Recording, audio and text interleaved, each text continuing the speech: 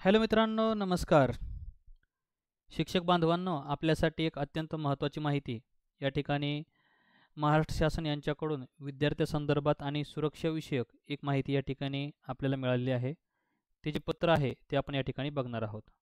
तर जसं की आपण या ठिकाणी पाहू शकतो, महाराष्ट्र शासनाने हे पत्र सर्व शिक्षण उपसंचालक सर्व विभाग यांना दिलेलं आहे आणि या पत्राचा जो विषय आहे तो अत्यंत महत्त्वपूर्ण आहे. शालेय शालेय विद्यार्थिनीच्या सुरक्षाविषयक उपाययोजनाची काटेकोर अंमलबजावणी करण्याबाबत. जसं की आपण या ठिकाणी बघत आहोत.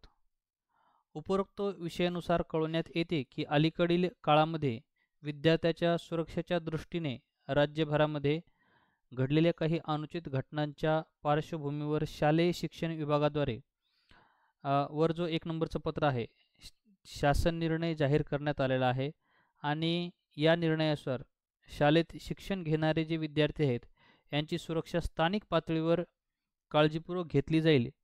या निर्णयात नमूद असलेल्या उपाययोजना आणि बजावणी जी आहे, उपायांची अंमलबजावणी खात्री केली जाईल करणे व आवश्यकतेप्रमाणे या संदर्भात सुधारणा करणे याची जबाबदारी शिक्षण विभागातील विविध पातळीवरील प्रशासकीय अधिकारी यांच्याकडे सोपवण्यात आलेली आहे.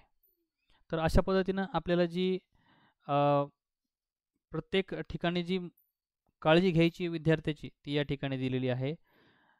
बघा, संदर्भीय शासन निर्णयानुसार अनुषंगाने आपल्या संबंधित क्षेत्रातील विभागीय पातळीवरचा आढावा सर्व विभागीय शिक्षण उपसंचालक यांनी तातडीने घेऊन सोबतचे प्रपत्र अ मध्ये भरून या ठिकाणी शिक्षण आयुक्तालयाला पाठवण्याचे निर्देश दिलेले आहेत. मग या ठिकाणी महत्त्वाच्या गोष्टी काय आहेत तर आपण बघू शकतो.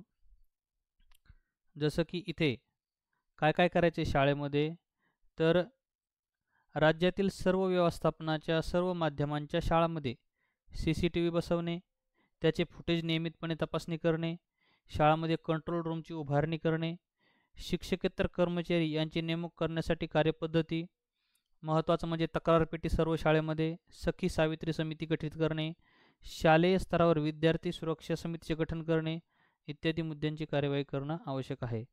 ती आपल्या संबंधित क्षेत्रातील विभागीय पातळीवरचा सर्व विभागीय शिक्षण उपसंचालक यांनी जिल्हानिहाय आढावा घेऊन सोबत प्रपत्र अ मध्ये ही माहिती संचालनायास शिक्षण आयुक्तालयाला येत्या 4 दिवसामध्ये भरून द्यायची आहे.